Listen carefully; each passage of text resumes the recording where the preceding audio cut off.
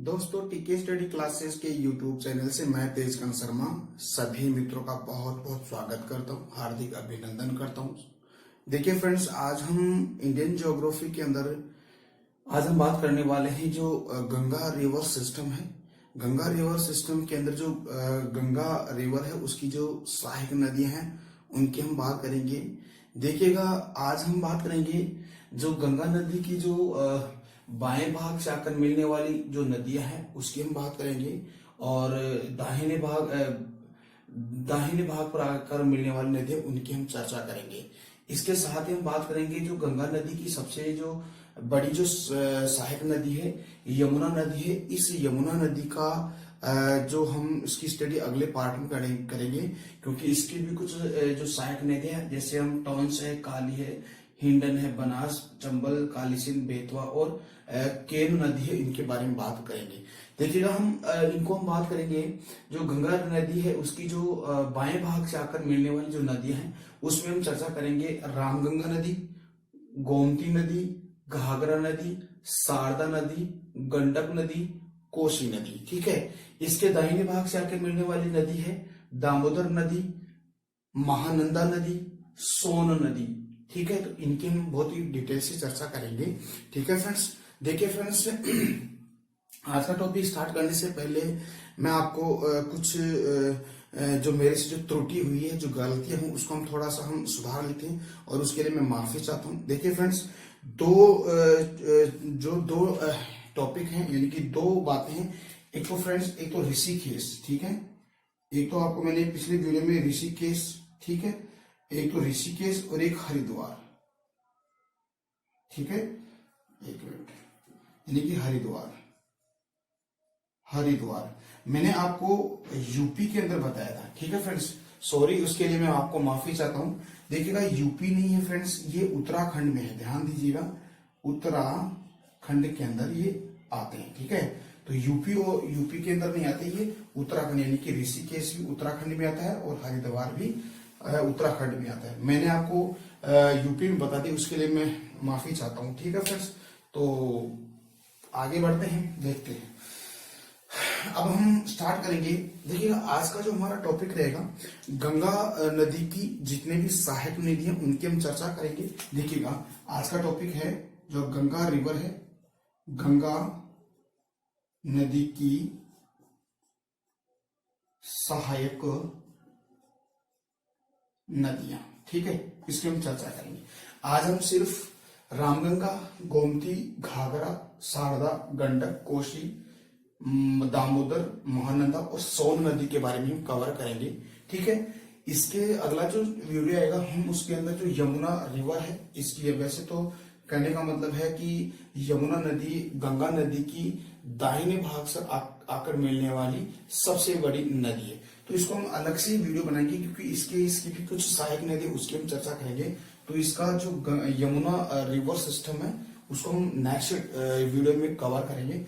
आज हम इनके बारे में ही लेफ्ट और राइट वाली जो नदियां आकर मिलती है गंगा नदी में उसकी हम चर्चा करेंगे। ठीक है, तो टॉपिक रहेगा गंगा नदी की सहायक नदियां। ठीक है, तो देखिए हम यहां से स्टार्ट करते हैं। ओके, देखिए, इसको मैं रफ कर देता हूं। देखिएगा, सबसे पहले हम बात करेंगे गंगा नदी की। सबसे पहली जो सहायक नदी है राम गंगा नदी की हम बात करेंगे। ठीक है फ्रेंड्स, देखिएगा, राम गंगा नदी की चर्चा करेंगे। सबसे पहले हम बात करें राम गंगा नदी। देखिएगा, राम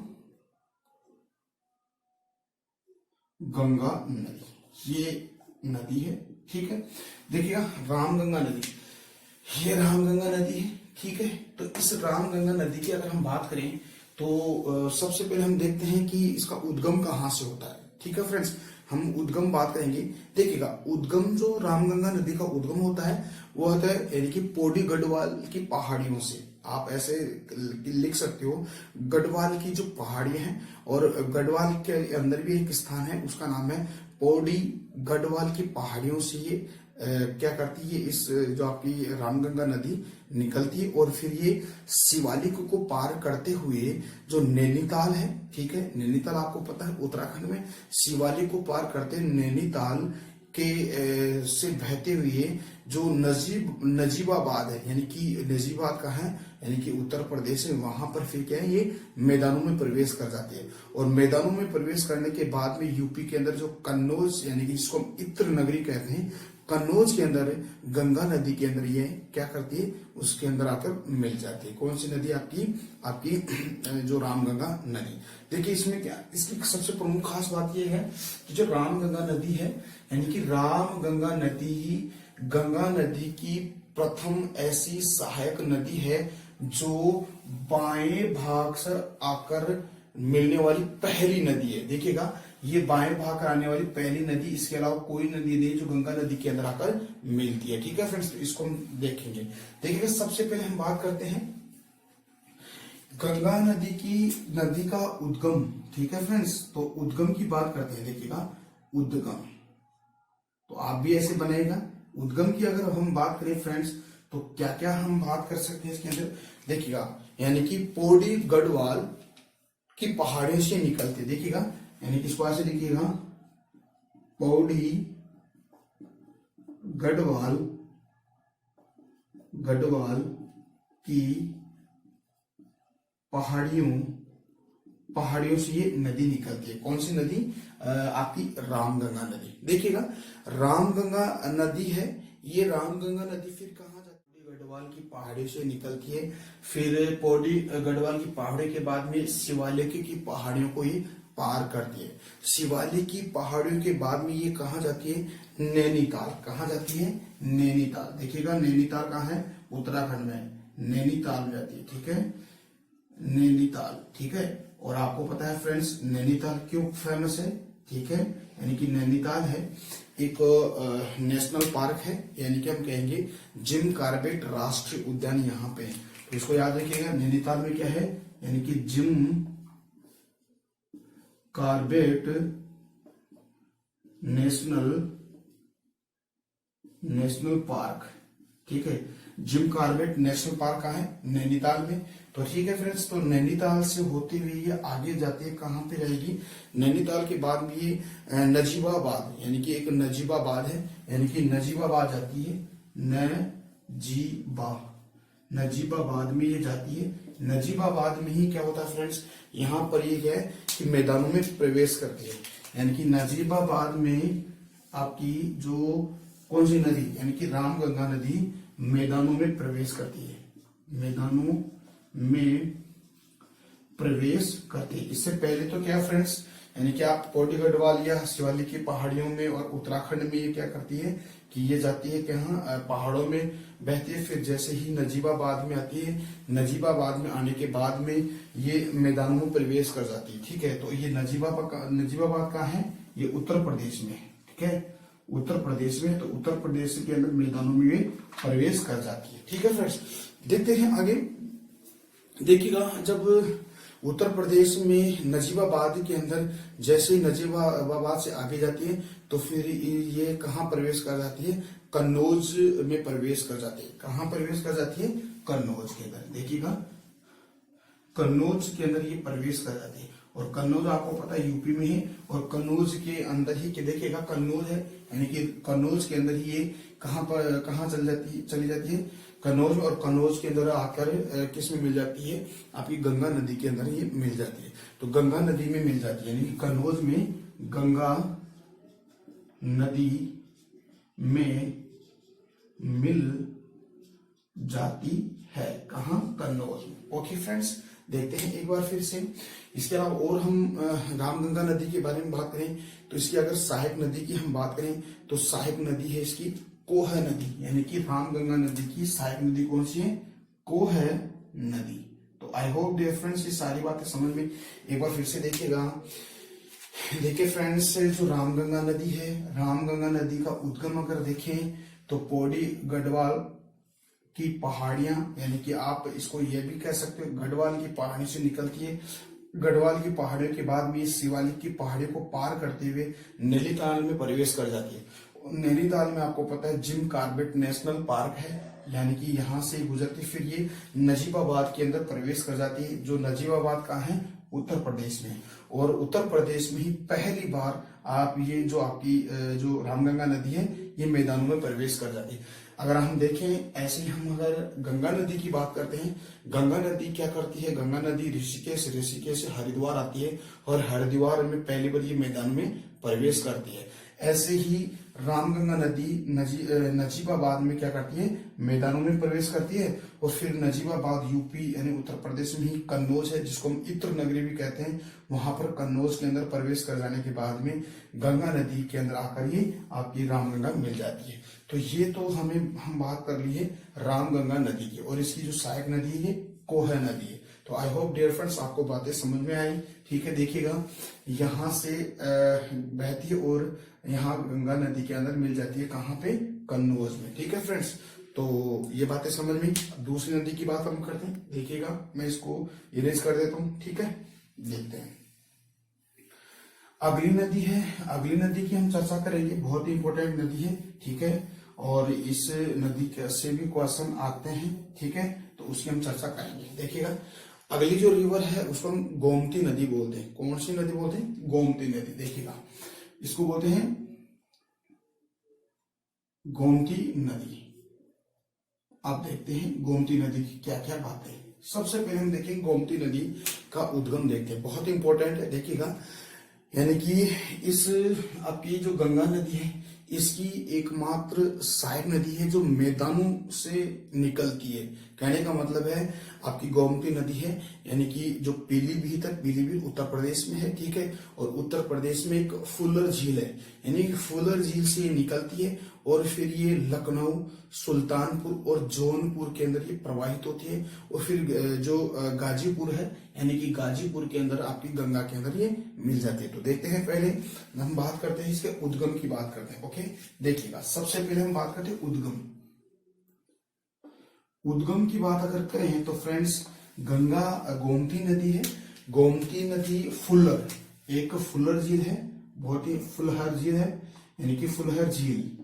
ठीक है, फुलर झील कहाँ है, पीलीभीत, पीलीभीत के अंदर। और पीलीभीत कहाँ है, तुम ये है यूपी के अंदर। ठीक है, तो पीलीभीत फुलर झील से ये निकलती है। कौन सी नदी, आपकी गोमती नदी। फिर ये गोमती नदी फुलर झील से आगे बहती है लखनऊ। देखिए बहुत इंपॉर्टेंट है, इसको याद रखिएगा। देखिएगा फिर ये कहा जाती है लखनऊ, लखनऊ।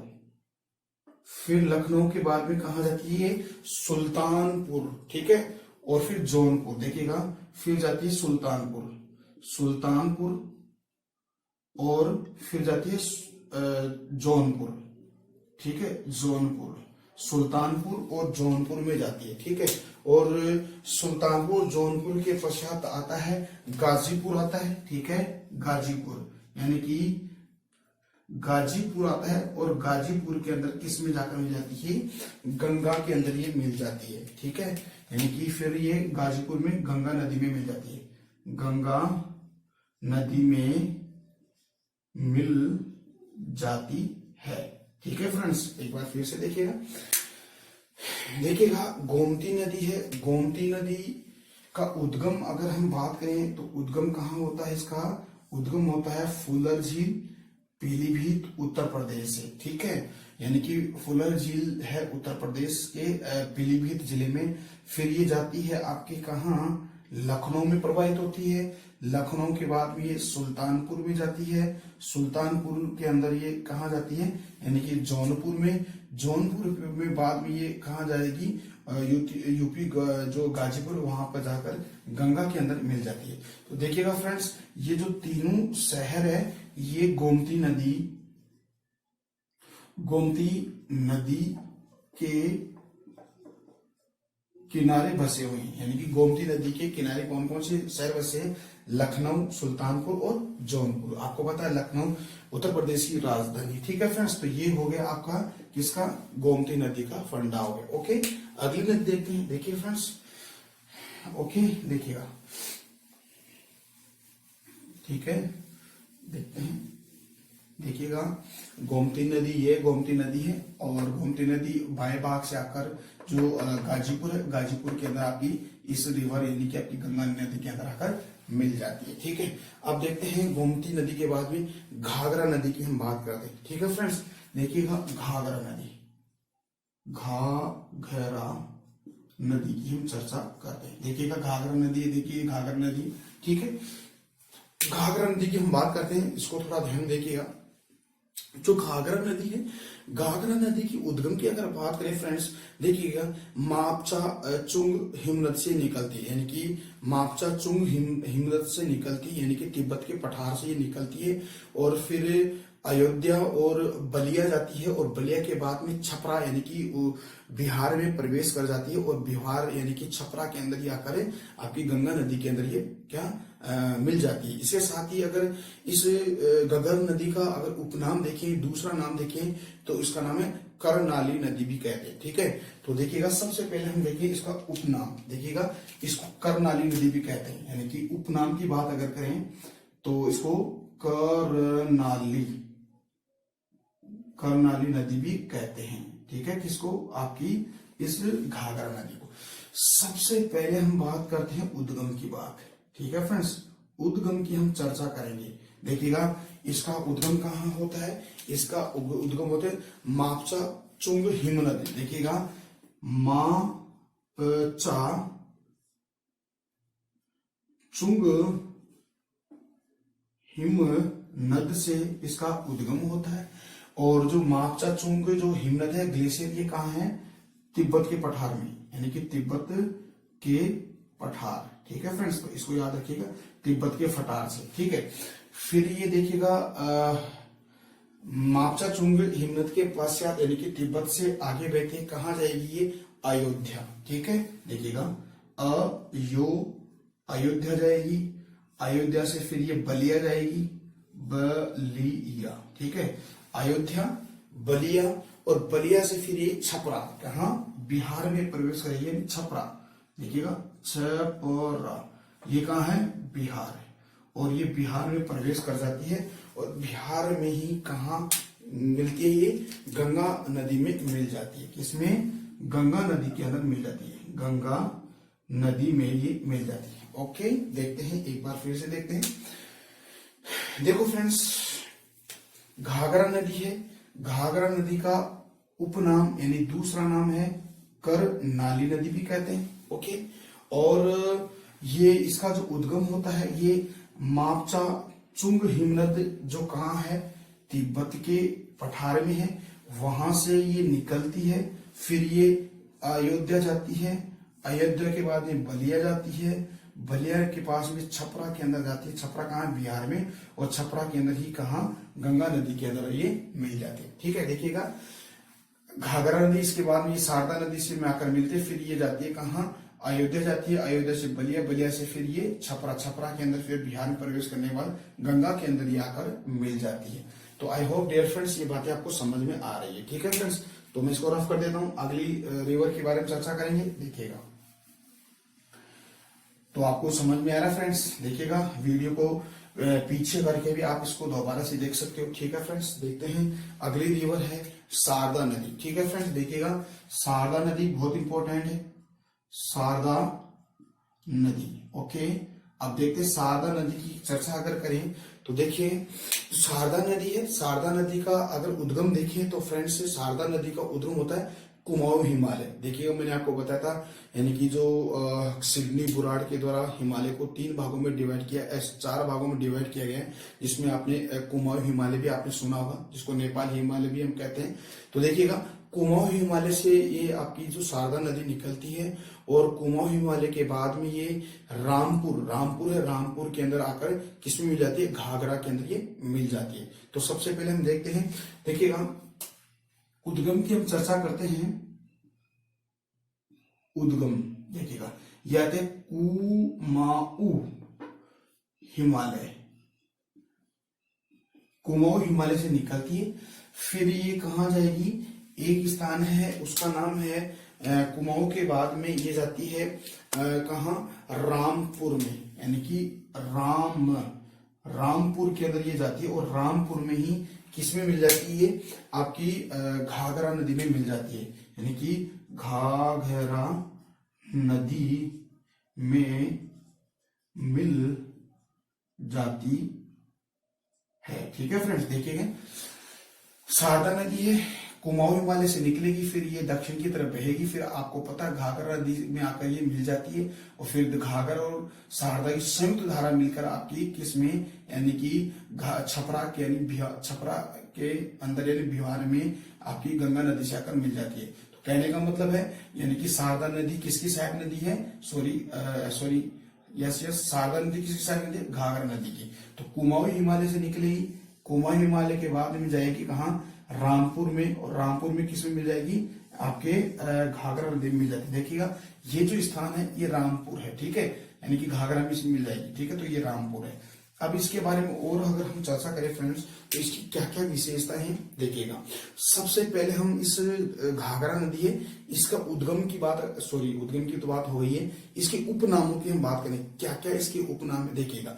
इसके गौरी गंगा भी कहते हैं, काली नदी भी कहते हैं, और उसको हम कहते हैं चोका नदी। देखिए उपनामों की हम चर्चा करेंगे, देखिएगा इस नदी की उपनाम, ठीक है। देखिए क्या क्या उपनाम है, इसको हम बोलते हैं गौरी गंगा। पहला उपनाम है इसको गौरी गंगा, देखिएगा इसको बोलते हैं गौरी गंगा, गौरी गंगा भी बोलते हैं, इसको काली नदी भी बोलते हैं। देखिएगा काली नदी एक यहाँ पे भी है, यमुना की सहायक नदी भी है, देखिएगा तो इसको कहते हैं, और इसको बोलते हैं चौका नदी भी। देखिएगा गौरी गंगा और एक चौका नदी भी इसको हम कहते हैं। ठीक है फ्रेंड्स, ये तीन नाम है आपके, किसके नाम है, शारदा नदी के ही नाम है।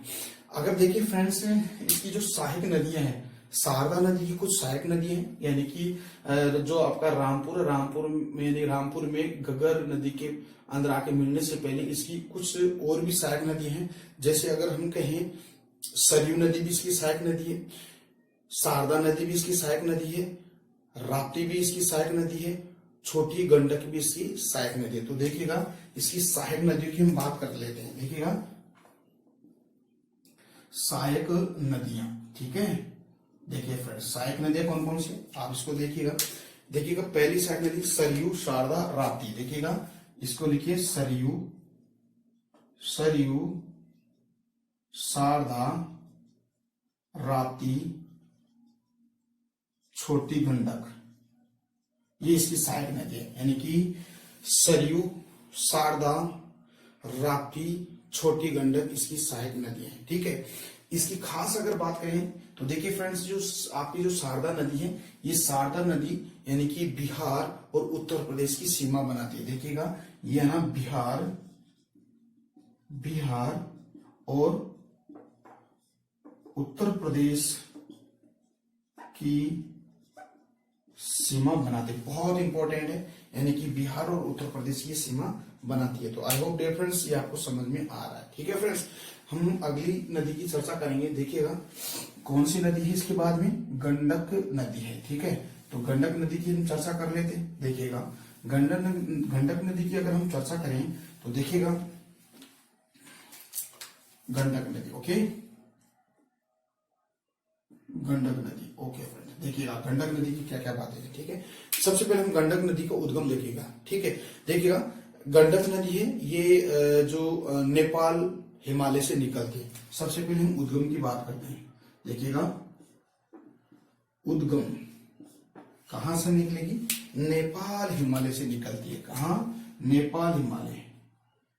नेपाल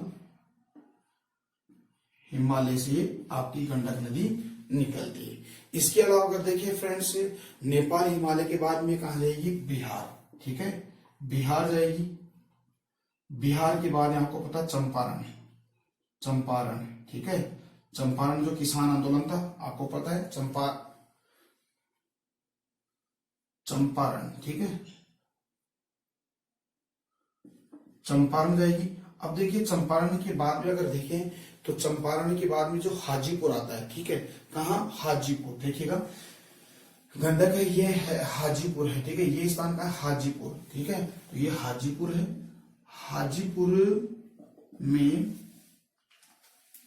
एक मिनट देखिएगा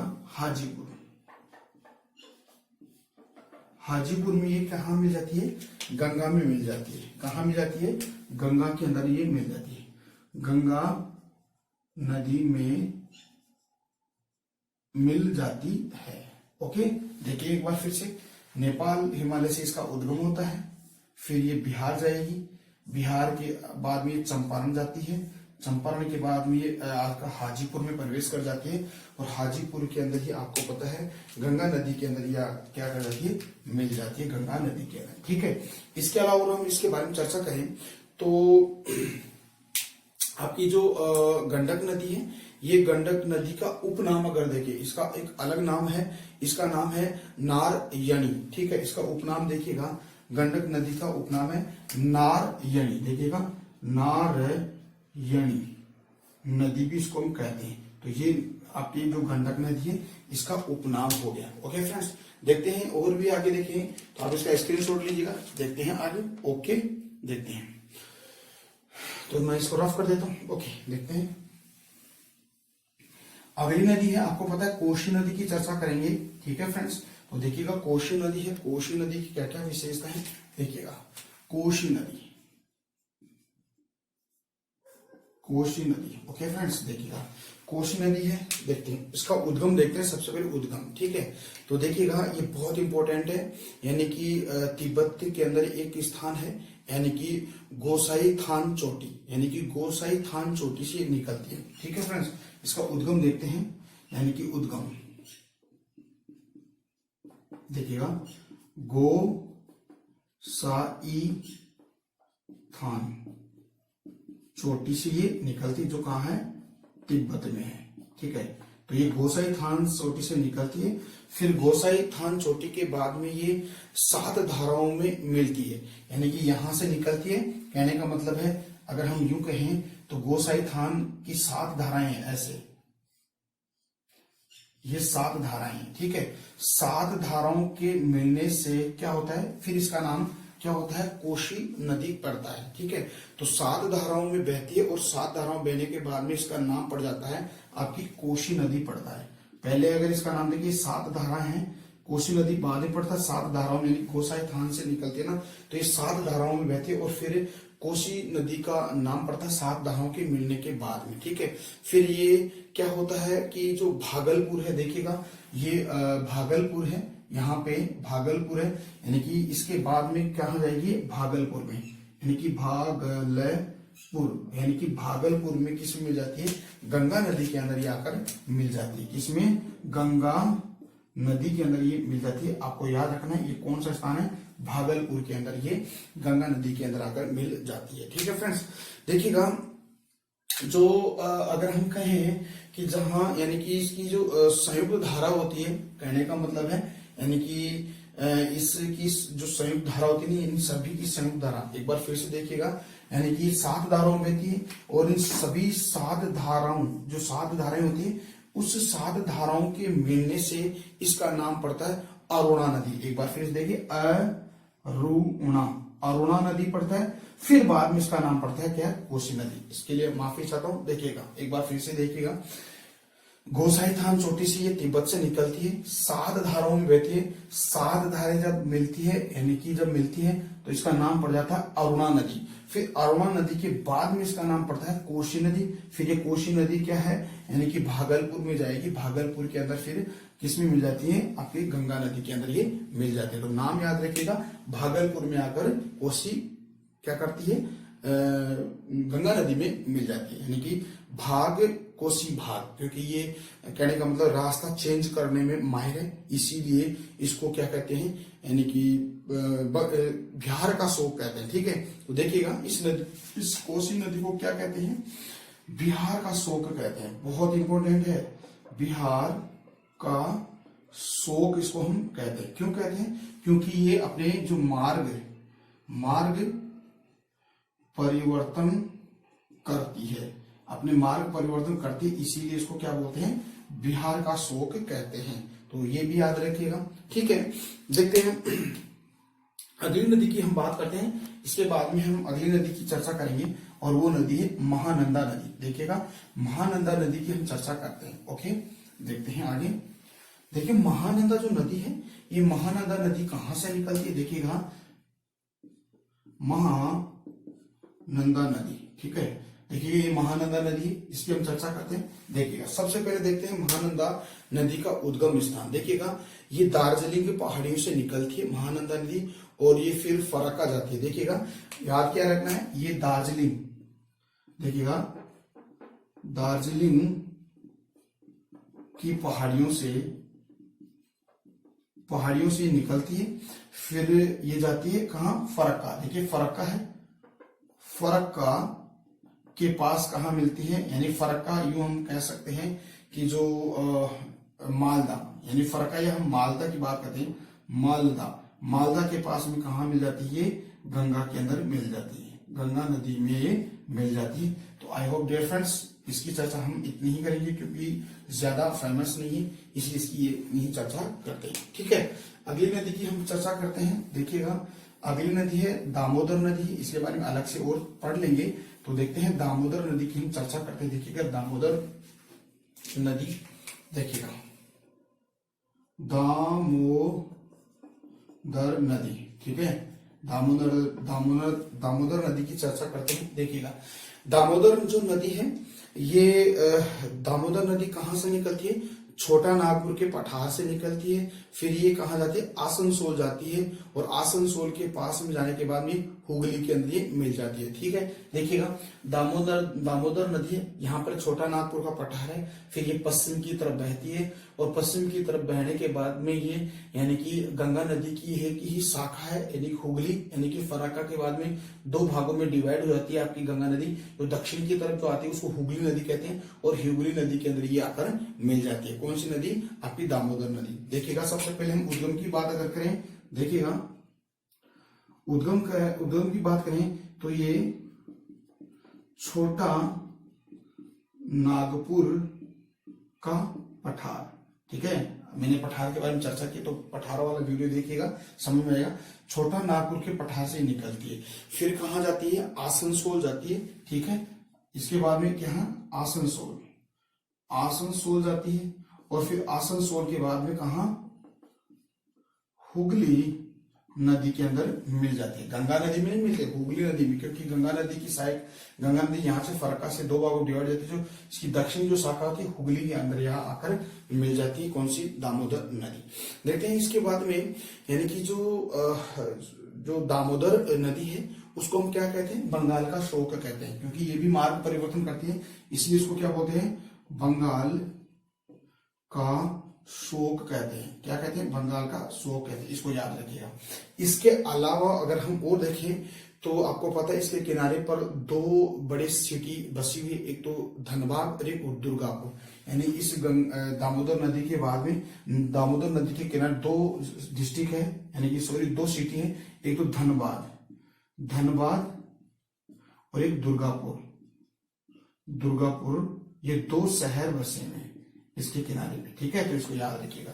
तो धनबाद है और दुर्गापुर इस दामोदर नदी के किनारे पे ही बसे हुए हैं। ठीक है फ्रेंड्स, तो कैसा लग रहा है आज का हमारा वीडियो, बहुत बढ़िया, मेरे को उम्मीद है कि आपको अच्छा लग रहा है। ठीक है, देखते हैं अगली नदी। देखिएगा हम अगली नदी की हम बात करते हैं, सोन नदी की बात करते हैं। ठीक है फ्रेंड्स, तो सोन नदी है, सोन नदी की चर्चा करते हैं। देखिएगा सोन नदी की चर्चा करें तो इसका उद्गम अगर देखें तो मैंने आपको बताया था अमरकंटक की पहाड़ी से निकलती है। देखिएगा उद्गम कहाँ होता है, उद्गम यानी कि अमरकंटक की पहाड़ियां, अमरकंटक की पहाड़ी से निकलती है। ठीक है फ्रेंड्स, अमरकंटक की पहाड़ी से मैंने आपको बताया 3 नदियां निकलती है, यानी कि सोन नदी, नर्मदा नदी और महानदी। ठीक है, तो मैंने आपको एक लड़की का नाम बताया था, सोनम, याद रखिएगा। ये सोनम लड़की का, यानी सोन नदी, न यानी नर्मदा नदी, और महानदी मैन। ठीक है, तो इसको याद रखिए, मैं यानी महानदी, तो उसको आप याद रखिएगा। तो अमरकंटक की पहाड़ी से निकलती सोन नदी और फिर जाती है आपके पटना के अंदर ये किस में मिल जाती है, यानी कि पटना के अंदर आपके किस में मिल जाती है, गंगा नदी में मिल जाती है। देखिए इसकी खास अगर बात करें, इसकी जो कण है, रेत के कण है, इस रेत का कण पीला होता है। कहने का मतलब है इसके रेत के अंदर क्या मिलता है, सोना मिलता है। तो इसको याद से रखिएगा। इसकी सहायक नदियों की हम चर्चा करते हैं। देखिएगा इसकी जो सहायक नदी है, महानदी इसकी सहायक नदी है, बांस नदी है, रेहंद है इसकी सहायक नदी। देखिएगा सहायक नदियां, सहायक नदियां, ठीक है। देखिएगा कौन कौन सी इसकी सहायक नदी है। देखिएगा एक है इसकी महानदी, इसकी महानदी सहायक नदी है, और इसकी महानदी के बाद उसकी बांस रेहंद। देखिएगा बांस नदी, रेहंद नदी और उत्तरी कोयल नदी, ठीक है, उत्तरी कोयल नदी। इसके साथ अगर देखिए कन्हार और जोहिला, कन्हार और जोहिला, कन्हार और एक है जोहिला, यानी जोहिला, ये इसकी सहायक नदियां कौन कौन सी है। देखिएगा महानदी है, बांस नदी है, रेहंद है, उत्तरी कोयल है, कन्हार है और जोहिला है। देखिएगा जोहिला ऐसे देखिएगा, जोहिला, ठीक है, और कन्हार देखिएगा, कन्हार ऐसे दिखेगा, ठीक है। तो कंफ्यूज होने